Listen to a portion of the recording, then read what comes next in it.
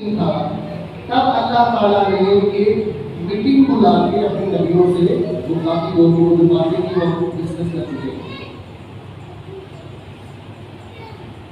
اب جو سلسلہ تھا بچوں کو لینے کا، حضرت حلیمہ سعدیہ وہ فرماتی ہیں کہ ہمارے قبیلہ بنو سعد سے ایک گروپ کی شکل میں ہم لوگ آئے. مطلب وہ اکیلی نہیں تھی، ایک کلچر تھا.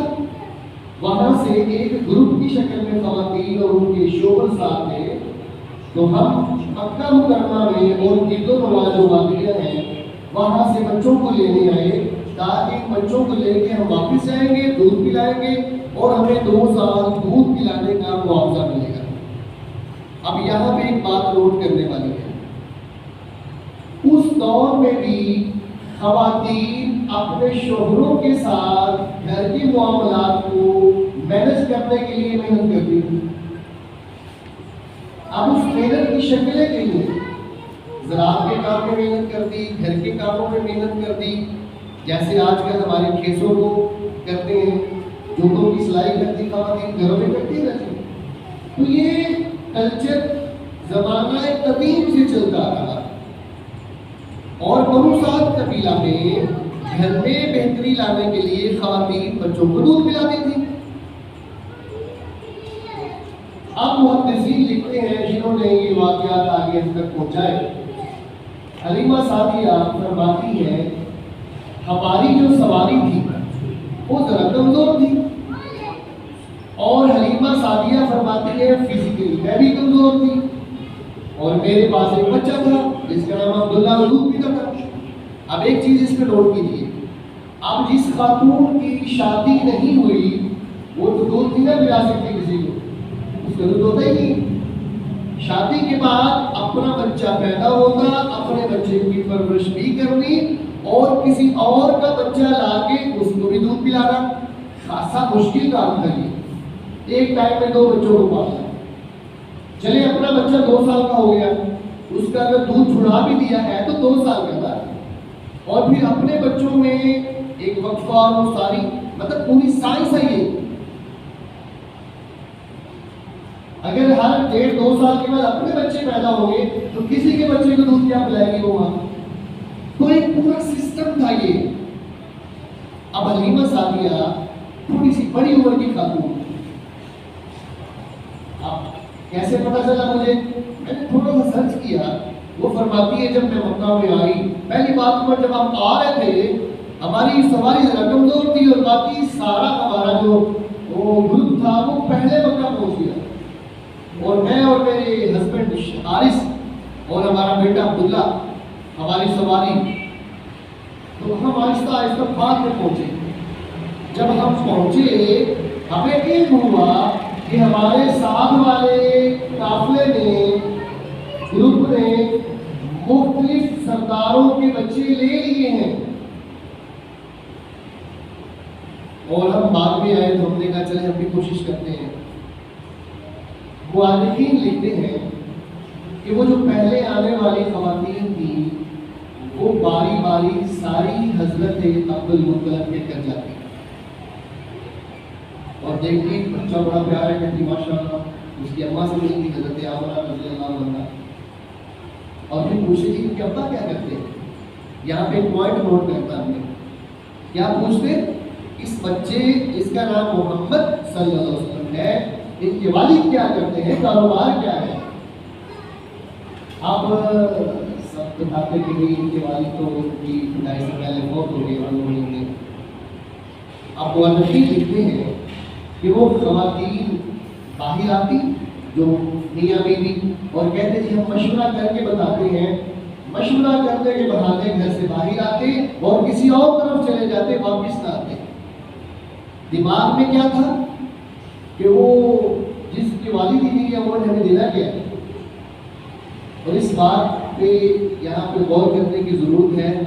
باپ وہ ہستی ہے جو اپنی اولاد کے لیے 24 گھنٹوں میں سے 20-22 گھنٹے محنت کرتا ہے، اور باپ ایک ایسی ہستی ہے جس کے ساتھ اولاد کو فضیلتیں، عظمتیں اور رفتیں ملتی اور یہ بچہ اگرچہ کائنات کا سردار بننے والا تھا، نبیوں کا سردار بننے والا تھا، لیکن باپ کے نہ ہونے کا جو ایفیکٹ ہے، جو اثر ہے، ہمارے نبی بھی پڑا۔ یہ الگ بات ہے۔ دیکھیے اگر اس کو دوسری اینگل سے دیکھیں کہ بھئی یہ تو گستاخی ہے، اللہ تعالیٰ کا ایک سسٹم ہے، اللہ تعالیٰ خود ایسے کام کرواتے ہیں تاکہ جو فالوور ہوں گے، آنے والی ان کو ماننے والے ہوں گے، وہ اس سے سبق حاصل کریں کہ اللہ تعالیٰ ساری چیزوں کو سسٹم سے لے کے چلتے ہیں۔ وہ کہتے ہیں نا کہ شاعر مٹا دے اپنی ہستی کو اگر کچھ برتوا چاہیے، دانا خاک میں مل کے گلوں کو گزار بنتا ہے۔ اللہ تعالیٰ کا سسٹم ہے کہ آپ نے پھول لینے ہیں، پھل لینے ہیں، تو دانے کو پہلے خاک میں کاشت کرنا پڑے گا۔ تو اللہ تعالیٰ کا سسٹم تھا۔ بظاہر تو گستاخی لگتی ہے کہ کائنات کا سردار بننے جا رہا ہے بچہ اور اس کو لوگ دیکھ کے واپس چلے جائیں، بظاہر ایسا لگتا ہے، لیکن اس کو دوسرے اینگل سے دیکھیے کہ اللہ تعالیٰ ہمیں سمجھانا چاہتے ہیں کہ باپ اگر سر پہ نہ ہو تو بچے کو چیلنج فیس کرنے پڑتے ہیں۔ آپ یہ کہتے ہیں کہ ہم جب آئی ہم نے بھی ذرا پتہ شتہ لگوایا تو ہمیں پتہ چلا جی باقی سارے لوگ بچے لے گئے ہیں، ایک بچہ ہے وہ جناب عبدالمطلب کے گھر میں، اس کا پتہ کرتے ہیں۔ کہتے جب ہم گئے ہمیں پتہ چلا کہ یہ بچہ یتیم ہے۔ میں نے اپنے شوہر حارث سے مشورہ کیا، دیکھیں باقی بچے تو لے گئے، اب اس کو لے لیتے ہیں۔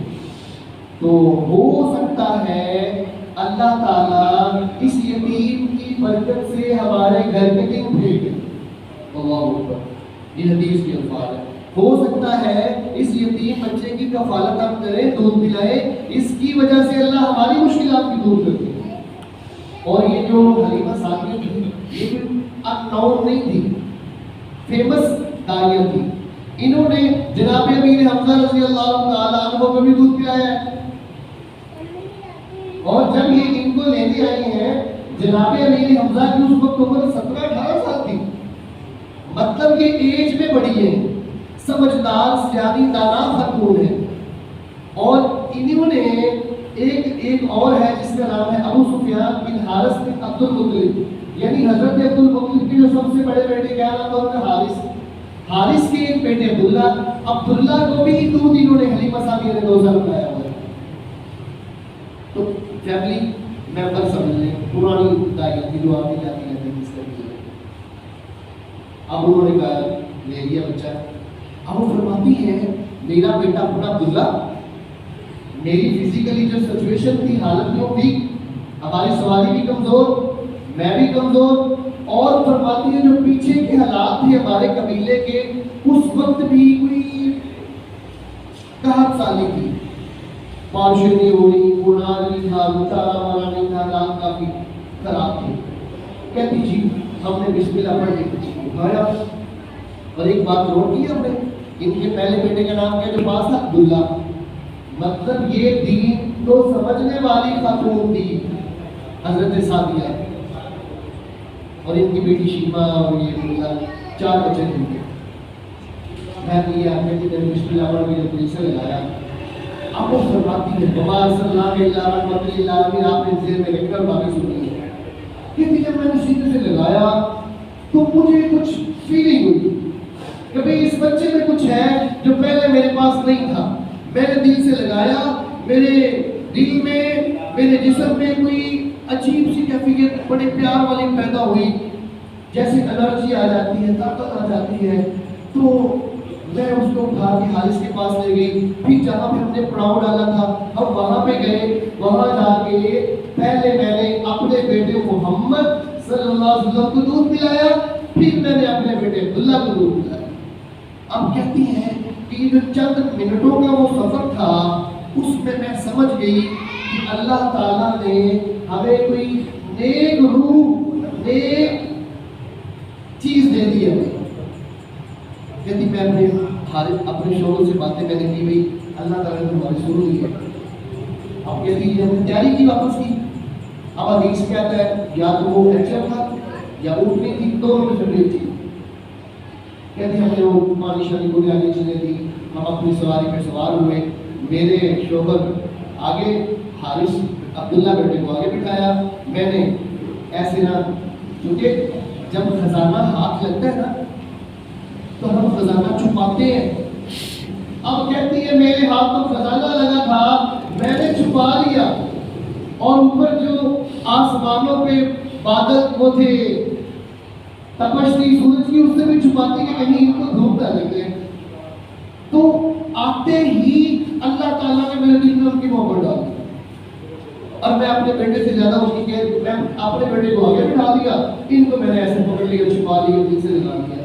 کہتی ہے اس کے بعد دوسری برکت میں نے دیکھی، جو ہماری سواری آہستہ آہستہ چل رہی تھی، سب سے لیٹ ہم مکہ میں پہنچے، اب یہ تیز تیز چلنے لگی. اس سواری میں بھی الگ سے انرجی اور فیلنگ آ گئی. تو ہم سمجھ گئے بھی اللہ تعالیٰ نے اپنے خاص کام کیا. یہاں پہ رک کے ایک بات سوچیے، ایک بات سمجھتے، یہاں پہ رک کے آج بھی گھروں میں ایسے بچے پیدا ہوتے ہیں جو برکتیں لے کے آتے ہیں، جو رحمتیں لے کے آتے ہیں، جو عزتیں لے کے آتے ہیں، جو وقار لے کے آتے ہیں. 7-8 بھائی ہیں، ان 7-8 میں سے ایک کو بڑی شان مل جاتی ہے، عظمت مل جاتی ہے، سرداری مل جاتی ہے، وہ فیمس ہو جاتا ہے، لوگ اس کی بات سنتے ہیں، اس کے پاس بیٹھنا پسند کرتے ہیں.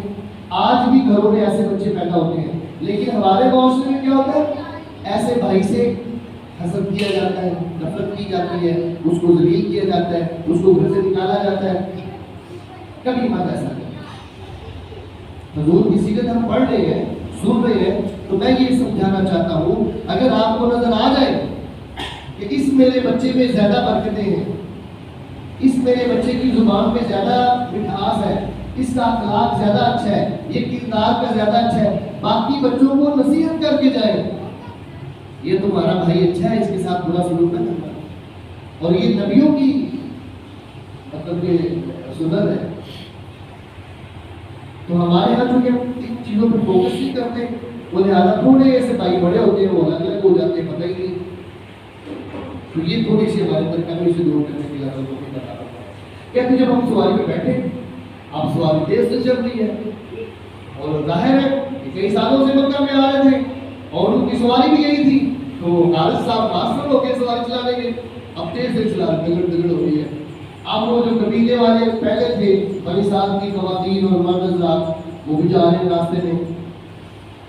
اب خزانہ ہاتھ لگا تھا، رک کے بتانا پڑا تھا کہ ہمیں کچھ خاص چیز ملی ہے. اب چھپا کے چپ کر کے گاڑی جا رہی، ان کی سواری جا رہی ہے. اب انہوں نے آواز دی، حلیمہ بات سنو، کیا چھپا کے لے کے جا رہی ہو؟ گاڑی یہ تمہاری جو سواری ہے یہ کوئی تبدیل کر لی ہے، یہ کیا ہوا ہے؟ اور ان کو یقین تھا کہ کمزور ماڑے لوگ ہیں، ان کے پاس پیسے کہاں سے آئے سواری تبدیل کرنے کے. حیران ضرور ہوئے کہ کچھ ایسا ہے جو پہلے کبھی نہیں تھا. اب حضرت حلیمہ سعدیہ بغیر بتائے، بغیر بات کیے، چپ کر کے انہوں نے آواز دی. وہ شاعر بھی کہتا نا، کہڑی چیز ساتھوں کو لٹائی جانی، کیوں اینی تیز لاچی کو بلائی جانی. خیر وہ چلی گئی اور گھر کٹھے ہم گھر میں پہنچے. اب اگلی بات سننے والی ہے. کہتے جب گھر میں پہنچے، ظاہر ہے وہ گھر میں چراغا تو نہیں تھا، لائٹ نہیں تھی، وہ سارے کہتے ہوئی رات میں جب اندھیرا ہوا کمرے میں، تو ہم نے دیکھا نبی کریم صلی اللہ علیہ وسلم کی چہرہ مبارک کی روشنی سے جو پہلے اندھیرا تھا وہ نہیں ہے. حضور صلی اللہ علیہ وسلم کی چہرہ مبارک کی روشنی تھی. کہتی دو یہ برکتیں ہم نے دیکھی.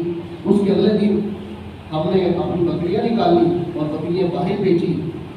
اب جب بکریاں وہ تھوڑی اثر کے وقت شام کے وقت واپس آئی تو بکریوں کے گھروں میں پہلے سے دودھ جاتا تھا. ہم بڑے خوش ہوئے، میں نے بھی دودھ پیا، میرے شوہر نے پیا، بچوں نے پیا. تو ہم نے یقین ہو گیا کہ یہ جو اللہ تعالیٰ نے ہمیں بچہ دیا ہے اس نے بڑی خیر اور برکت ہے. اب کہتے ہیں یہ بات، اچھا کوئی بھی چیز ملتی ہے کسی کو آہستہ آہستہ فیمس ہوتی جاتی ہے. اب آہستہ آہستہ لوگوں کو پتہ لگنے لگ گیا. سب مائیں کہتی وہاں بکریاں لے کے جایا کرو جہاں حارث کے بچے لے کے جاتے ہیں. لیکن یاد رکھیں اللہ تعالیٰ کی تقسیمیں ہیں، اللہ تعالیٰ کی تقسیمیں ہیں. بعض چیزیں اللہ تعالیٰ بعض لوگوں کو ہی دیتے ہیں، سب کے لیے نہیں ہوتی.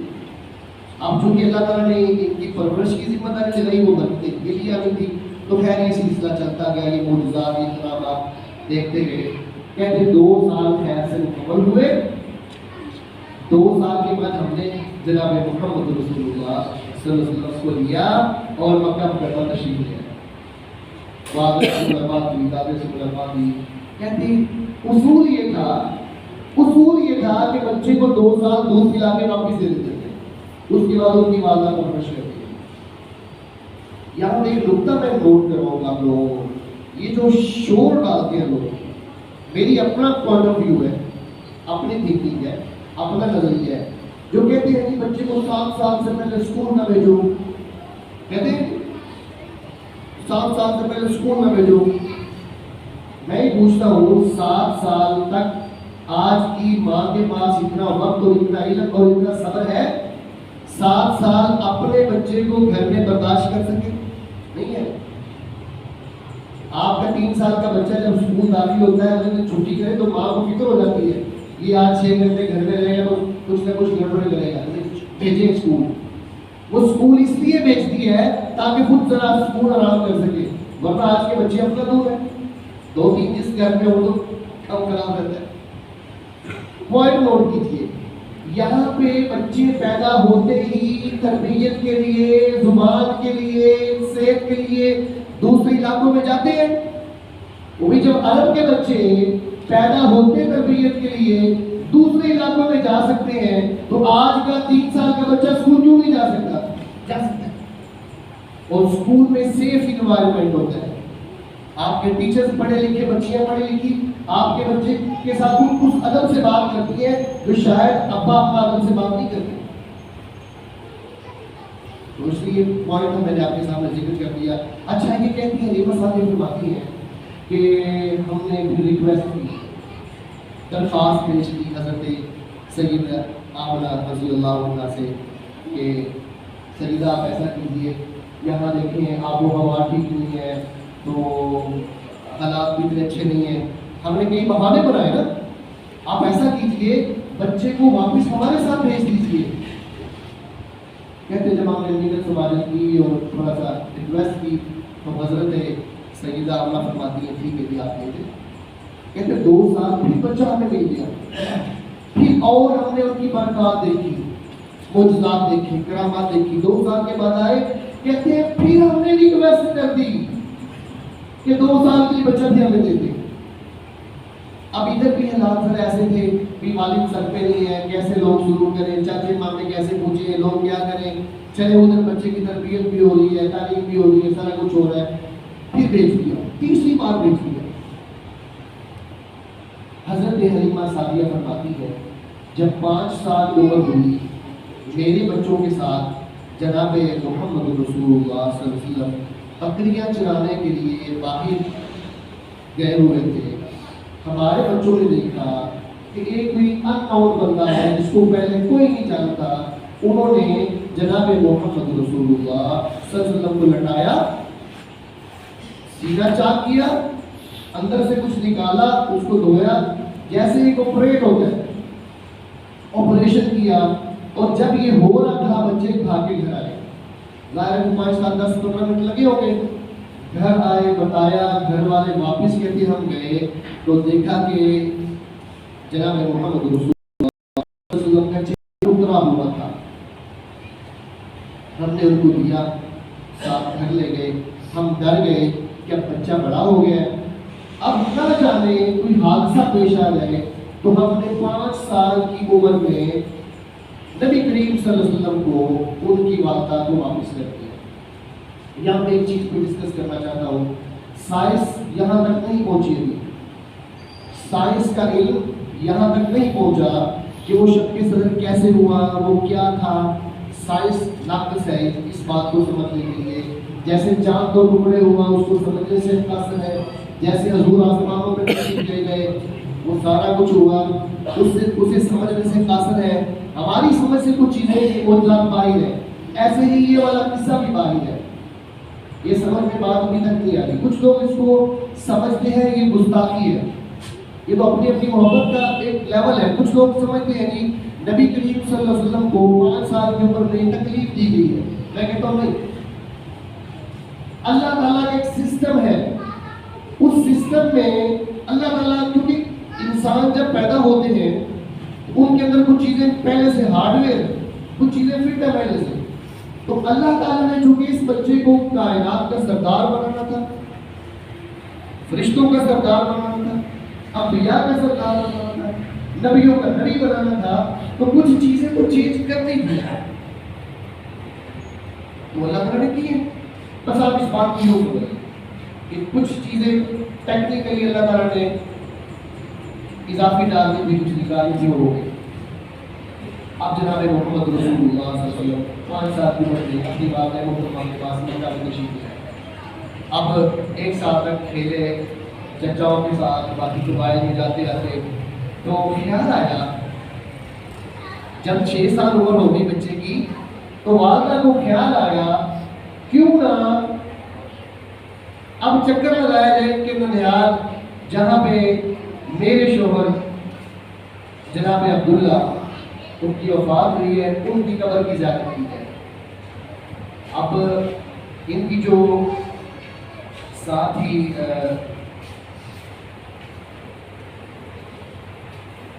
ایک لوری جس کا نام تھا ام احمد, تھوڑی تھوڑی چیزیں آپ کی آپ کو آ رہی ہیں, ایک ام احمد اور ساتھ نبی کریم صلی اللہ علیہ وسلم کی والدہ محترمہ حضرت احمد, اور ساتھ نبی پاک صلی اللہ علیہ وسلم. اب 2 خواتین اور ایک بچہ, تو جانا مشکل تھا.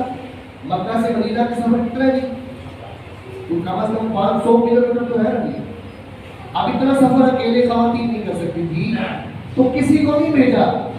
جناب عبد المطلب خود ساتھ جاتے ہیں اس بچے کی دھیان رکھنے کے لیے, اور اپنی بہو کے ساتھ خود مکہ سے مدینہ منورہ تشریف لے جاتے ہیں. وہاں چند ہفتے رہے, کچھ وقت گزارا, اور کچھ وقت گزارنے کے بعد 2 ماہ تقریباً گزارے, اور وہاں سے واپسی کا ارادہ کیا. اب یہاں سے کچھ باتیں نوٹ کرنے والی ہیں. واپس مقام ابوا, ابوا مقام جو وہ علاقہ ہے, یہ یوں سمجھ لیں مکہ اور مدینہ شریف کے درمیان میں ہے. آج بھی اگر آپ وہاں پہ چکر لگائیں جناب آمنہ رضی اللہ عنہا کی قبر پر, تو وہ کالے پہاڑ ہیں, اور وہاں پہ نہ ہریالی ہے نہ آبادی ہے, کچھ بھی نہیں ہے. آج اگر جائے تو یہ صورتحال ہے, اور اس وقت کتنا وہ خطرناک سفر ہوگا اور کتنا مشکل سفر ہوگا. واپس آ رہے ہیں, جناب آمنہ کو بخار ہوا, اور کچھ محدثین کہتے ہیں ہارٹ اٹیک ہوا. تو وہاں پہ بیماری شدت پکڑتی گئی, اور یہ اللہ تعالیٰ کو پیاری ہو جاتی ہے.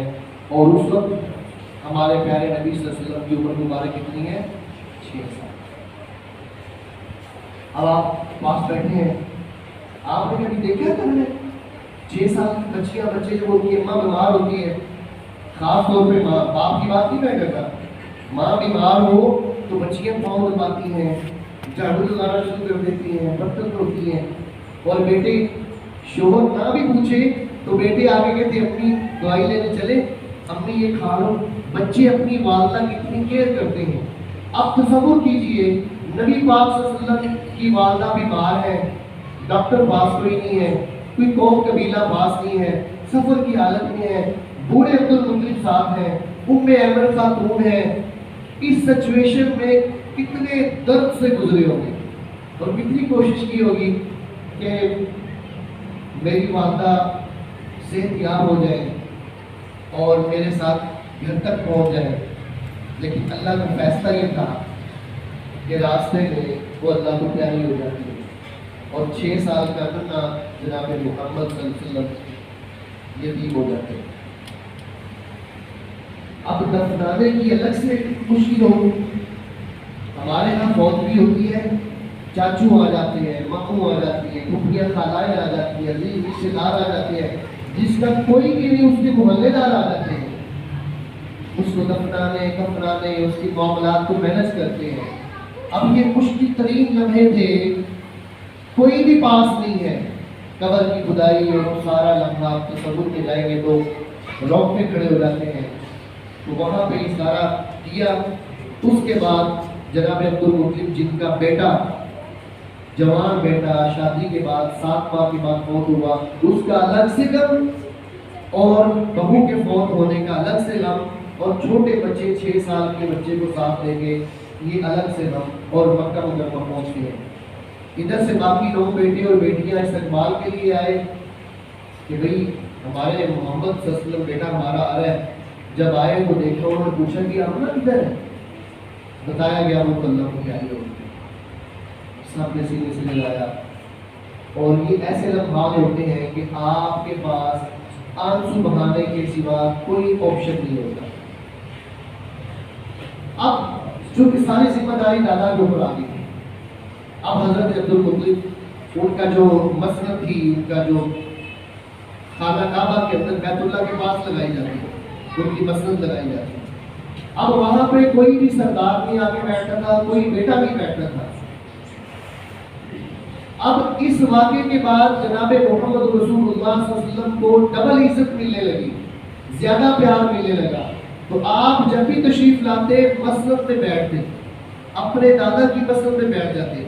1-2 बार चाचाओं ने कोशिश की, भाई बुजुर्गों की सीट है तो आप ना बैठे, आज भी कोशिश करते ना जी, उस्ताद की सीट है ना बैठे बच्चा, कोशिश करते हैं, ये आज भी कल्चर चलता आ रहा है। लेकिन जब बाबा जी ने देखा कि बच्चे को हटाया जाता है, कहा जाता है, तो फिर मना कर दिया। इस मेरे सरदार बेटे को, इस मेरे सरदार बेटे को कभी मना नहीं करना, इनका जहां जी चाहे जैसे जी चाहे बैठे। तो बचपन में ही सरदार डिक्लेयर कर दिया, इतनी इज्जत इकराम दिया जाता। तो वक्त गुजरता रहा, जनाब अब्दुल मुत्तलिब को जब ये लगा कि अब मेरी भी सेहत खराब होती जा रही है, उम्र ज्यादा होती जा रही है, तो हर बंदे ने अल्लाह के पास जाना है। ये तो उस वक्त भी लोग समझते थे, आज अगर भी पता है। अब यहाँ पे दुआ नोट कीजिए, बच्चों को बुलाया, उन सब में से देखा कि सबसे ज्यादा मेरे बच्चे के साथ प्यार कौन करता है, ख्याल कौन रखता है, वो थे जनाब अबू तालिब, हजरत अली रज़ी अल्लाह तआला अन्हु के वालिद मुहतरम। उनको कहा भी आपकी ज्यादा उनसे इनके साथ ज्यादा शफ़क़त है, ज्यादा अटैचमेंट है, तो मैं वसीयत करता हूँ कि आपने इस बच्चे की कफालत करनी है और इसका ख्याल रखना है। उस दिन से जनाब अबू तालिब ने, जनाब हज़रत अली रज़ी अल्लाह तआला अन्हु के वालिद मुहतरम ने इनको ले लिया, अडॉप्ट कर लिया, और फिर आखिरी सांस तक नबी पाक सल्लल्लाहु अलैहि वसल्लम के साथ दिया। यहाँ पे हमारे लिए सबक ये है कि वालिदैन को नसीहत करनी चाहिए। जब दीन इस्लाम नहीं आया था, पहले जो समझदार शहर लोग थे, पहले दीन पे अमल करने वाले, वो भी नसीहतें करते थे, वसीयत करते थे। आपको जब लगे कि मेरे बाद कुछ गड़बड़ हो सकती है, किसी बच्चे का बच्ची का हक तलब हो सकता है, तो वालिद का काम है कि वो वसीयत लिख कर जाए। आजकल ये गलती होती है कि वालिद फौत हो जाता है, माँ दुनिया से चली जाती है, तो बाप भाई कहते हैं बहनों से, भैया अंगूठे लगा दो, सब कुछ हमारा है, अगर अंगूठे नहीं लगाए तो हमारा और आपको कोई ताल्लुक नहीं है। ऐसा होता नहीं, करते हो। इसलिए बाप को चाहिए, वैसे बाप की जिंदगी में जायदाद तकसीम नहीं हो सकती, कुछ चीजें हैं जो वो दे सकता है, कुछ इख्तियारात है उसके पास, लेकिन बाप को ये चाहिए कि लिख कर जाए कि मेरे मरने के बाद ये मेरी बेटी का है, ये बेटे का है, ये ऐसे करना, ये ऐसे करना, ये मस्जिद में देना, ये मदरसे में देना, इसका कुआं लगा देना, इसकी ट्यूबवेल लगा देना, इसका नलका लगा देना। अगर ये नहीं करेंगे तो फिर औलाद की जो दिल में आएगा करेगी और बाकी बच्चों के साथ ज्यादती होगी। तो खैर, जब 8 साल की उम्र मुबारक हुई, 8 साल में आपके दादा जनाब अब्दुल मुत्तलिब बीमार होते हैं और वो अल्लाह ताला को प्यारे हो जाते हैं। जनाब मोहम्मद रसूलुल्लाह सल्लल्लाहु अलैहि वसल्लम की 8 साल की उम्र में ये तीसरा बड़ा सदमा था जो आपको पहुंचा। यहाँ तक हमारे लिए सबक ये है, आप सल्लल्लाहु अलैहि वसल्लम यतीमों से प्यार करते थे। क्यों? कि आप यतीमी से गुजरे हुए थे, आप वालिद की शफकत से महरूम थे, वालदा का प्यार नहीं देखा था।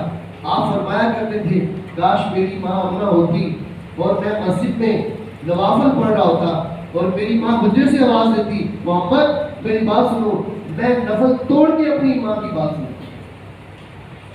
اور آپ کی جو رضائی ماں جب حلیمہ اور سعدیہ آئی تھی تو بتایا کہ بھئی ہم نے آپ کو دودھ پلایا ہو.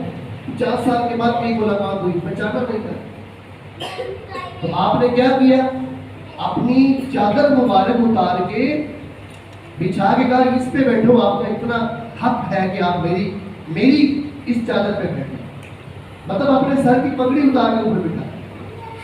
تو آج کا سبق یہ ہے کہ جن کی مائیں زندہ ہیں ان کی قدر کریں، اور جن کی مائیں فوت ہو گئی ہیں حضور نبی کریم صلی اللہ علیہ وسلم فرماتے ہیں جس نے یتیم کے ہاتھ پہ سر رکھا جتنے بال نیچے آئیں گے اللہ اتنی نیکی عطا فرماتے ہیں.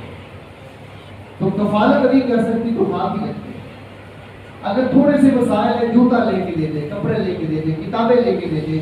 اور آخری بات آج کی اس پوری جو میں نے آپ کے سامنے نبی کریم صلی اللہ علیہ وسلم کی 8 سال کی عمر تک سیرت سنائی ہے، وہ ایک لیسن آپ کو دینا چاہتا ہوں.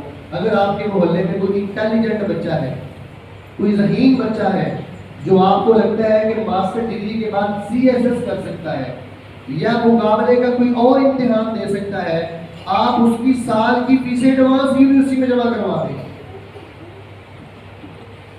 تو یوں سمجھے کہ آپ نے ایک یتیم یا غریب بچے کی کفالت کرتے ہوئے اسے اچھی عہدے پہ پہنچا دیا ہے. میری 2 دن پہلے ایک بچے سے ملاقات ہوئی، وہ حافظ بھی ہے، قاری بھی ہے، عالم بھی ہے، اور وہ ابھی سیشن کورٹ میں وہ یہ جو ٹیکنیکل کام ہوتے ہیں انٹرنیٹ وغیرہ کے اس سیٹ میں سیٹ ہوا ہے. اس نے مجھے بتایا اور یہ بات مجھے اس نے کہی کہ آپ اپنے لوگوں سے کہیے گا.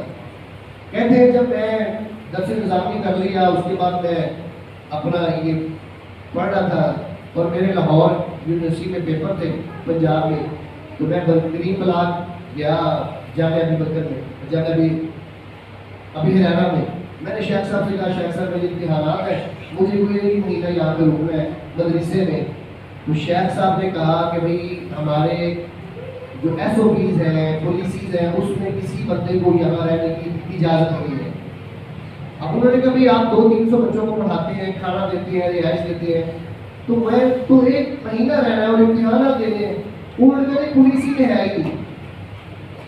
اب یہ بچہ مجھے کہہ رہا ہے کہ آپ چونکہ لوگوں سے مخاطب ہوتے ہیں اور جماعت میں آپ کا بات سنی جاتی ہے کہ آپ ہر مدرسے میں، وہ سنی کا مدرسہ ہو، وہ اہل حدیث کا ہو، وہ دیوبند کا ہو، جتنے آپ لوگ ہیں میں اپنا بات آپ تک پہنچا رہا ہوں، آپ آگے پہنچا دیجیے گا. ہر مدرسے میں ایک اسپیشل روم ہو اور وہ مدرسہ یہ اناؤنس کرے کہ کوئی بچہ یہ کورس کرنے کے لیے اگر ہمارے مدرسے میں آ کے رہائش پذیر ہونا چاہتا ہے اور کھانا اس کو چاہیے تو ہم اپنے مدرسے سے کھانا بھی دیں گے، اس کی فیس بھی دیں گے، اس کو رہائش بھی دیں گے. چونکہ درس نظامی کرنے والا بچہ دین کا کام کرے گا مسجد مدرسے میں، اور دنیاوی تعلیم حاصل کرنے والا بچہ جا کے کام کرے گا باقی اداروں میں. اگر مدارس ان بچوں کو بھی لے کے ان کی کفالت کریں، ان کی فیسیں دیں، ان کو کھانا دیں، ان کو رہائش دیں، تو میں یہ سمجھتا ہوں آنے والے 10 سالوں میں بڑے بڑے آفیسر وہ ہوں گے جو دین سے محبت کرنے والے ہوں گے، دین داروں سے محبت کرنے والے ہوں گے. اور آپ جیسے نمازی لوگ جب کسی آفس میں جائیں گے تو آپ کو قدر سے بٹھائیں گے، بغیر پیسے مانگے آپ کا کام کریں گے.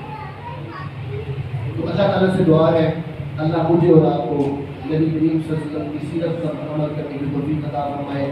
جتنے ہمارے پاس وسائل ہیں اتنے وسائل کو گروہ کار آتے ہوئے ہم دین کی بھی خدمت کریں، مسلمانوں کی بھی خدمت کریں. اللہ تعالیٰ ہمیں عمل کی توفیق عطا فرمائے. آدھا مائن دی بات خدا اور نبی